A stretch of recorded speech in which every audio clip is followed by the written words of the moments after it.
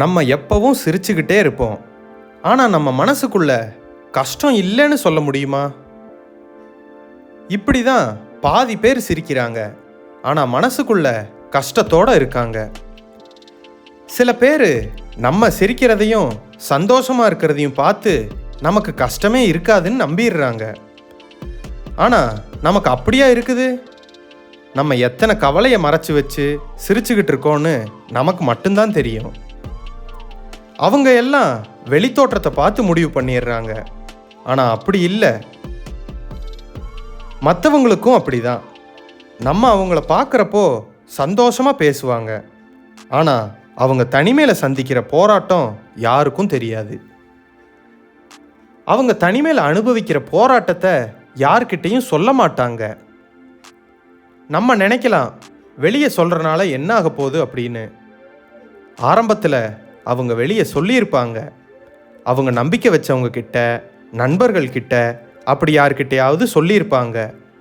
ஆனால் யாரும் அவங்க நினச்ச அளவு அந்த பிரச்சனையை புரிஞ்சிருக்க மாட்டாங்க. சிலர் ரொம்ப சாதாரணமாக பார்ப்பாங்க, ஒரு மதிப்பே இல்லாத மாதிரி பார்ப்பாங்க. இன்னும் சிலர் அவங்களுக்காக ஆதங்கப்படுற மாதிரி வெளியில் தெரியும், ஆனால் உள்ளுக்குள்ளே சந்தோஷப்படுறவங்களும் இருப்பாங்க. இந்த அனுபவம் எல்லாம் அவங்களுக்கு எவ்வளோ வலியை கொடுத்துருக்கும். இதனால தான் ஒரு கட்டத்துக்கு மேலே அமைதியாயிருப்பாங்க. சரி, நம்ம சிரிப்புக்கு பின்னால் பிரச்சனைகள், கவலைகள் எல்லாம் இருக்குது. இதை எப்படி சரி பண்ணுறது?